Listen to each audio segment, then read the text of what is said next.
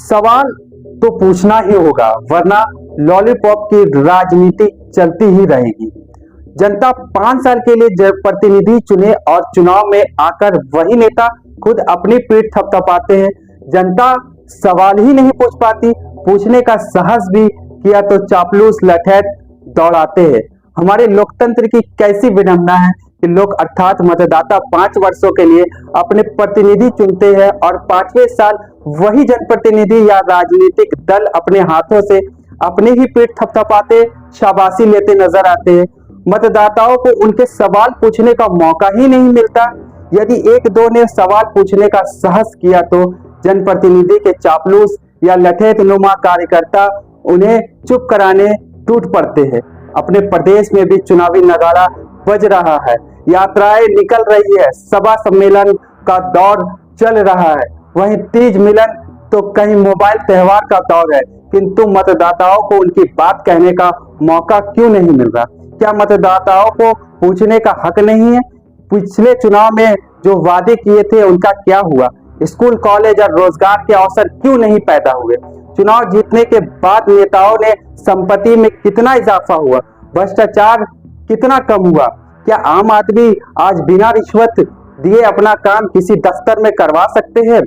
सरकारी स्कूल में राजकीय कोष का खर्च बड़ा है तो अमीर या गरीब निजी शिक्षण संस्थानों में मोटी मोटी फीस देकर अपने बच्चों को क्यों पढ़ाना चाहते हैं? सरकारी अस्पतालों का बजट बड़ा है तो बिल्डिंग में बनी उपकरण खरीदे गए, फिर भी निजी अस्पतालों में लोग इलाज कराना क्यों पसंद करते हैं? अनेकों योजनाओं की डमरू बजाते बजाते नेताओं की कलाइयां थकती नजर नहीं आती, लेकिन इसके बाद भी गांव से शहरों की ओर पलायन क्यों? खेती की जमीन जो बिक रही है उसे वास्तविक खेतिहार परिवार की बजाय शहरी संपत्ति का मालिक क्यों खरीद रहा है? कहीं शासन की योजनाओं से शहरों को अधिक, गांव को कम फायदा तो नहीं हो रहा है? उद्योग धंधे भी जो राज्य बनने के शुरुआती दौर में लग गए वो लग गए, अब क्यों नहीं लग पा रहे? नोटबंदी, जीएसटी से व्यापार उद्योग के विकास का क्रम कहीं रुक तो नहीं गया? पेट्रोल डीजल के दाम बेलगाम क्यों? पेट्रोल डीजल खरीदी और टैक्स का अनुपात क्या है?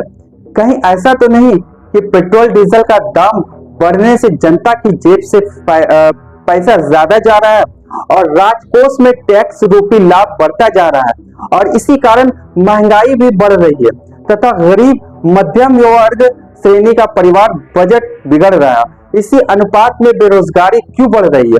अधिकतर इंजीनियर और स्नातक उत्तीर्ण पढ़े लिखे युवक बेरोजगार क्यों हैं? अनेक समस्या है जो मतदाताओं को दिमाग में कौंधती है, लेकिन उनकी नीति नियंता उन्हें सवाल पूछने का अवसर ही नहीं देते। ऊपर से भाषण, जलसा, सम्मेलन, सरकारी पैसे से वस्तु वितरण तथा टीवी, अखबार, सोशल मीडिया के जरिए गैर जरूरी मुद्दे तथा जाति धर्म पर उलझाए रखते हैं। वास्तव में गलती उनकी कम, हमारी ज्यादा है। मतदाताओं में राजनीतिक, सामाजिक, आर्थिक समस्याओं की बुनियादी समझ कम होने का फायदा उठाने का नाम ही आज राजनीति है। विषय गुण होने से अनपढ़ ही नहीं, अनेक पढ़े लिखे मतदाताओं को अपने आसपास उथली बातें करते करते आप सुन सकते हैं। बुनियादी समझ न होने से तत्कालीन लाभ हानि, दबाव और भावनाओं से प्रेरित हो मतदाताओं को बहकाते देखा गया है। इसी कारण बुनियादी समस्याएं यथावत बनी हुई है तथा सत्ता प्रतिष्ठान से जुड़ने वालों का निरंतर विकास हो रहा है, किंतु शेष जनता मृत तृष्णा का शिकार हो प्यासी है। स्थिति चाहे जो हो, लोकतंत्र में लोग को सवाल पूछने का अधिकार मिलना चाहिए। सत्तारूढ़ ही नहीं, विपक्ष से भी पूछना जरूरी है कि जनता की लड़ाई में आपने कितनी लड़ी है, कितनी। जब तक जनप्रतिनिधि और राजनीति करने वालों को मतदाताओं के सामने जवाबदेह नहीं बनाया जाएगा, लॉलीपॉप की राजनीति चलते ही रहेगी। आपको कैसा लगा यह वीडियो?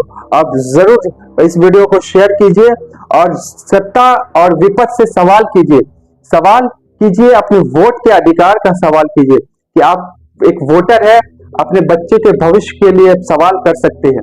और उन नेताओं से जरूर सवाल कीजिए जो आप से वोट मांगने आते हैं, क्योंकि आप एक वोटर है और आपको एक जागरूक वोटर की तरह काम करना है और अपने देश के विकास में योगदान देना है और ज्यादा से ज्यादा इस बार वोट करना है ताकि हमारा देश मजबूत बने, सशक्त बने और दुनिया में नंबर 1 बने।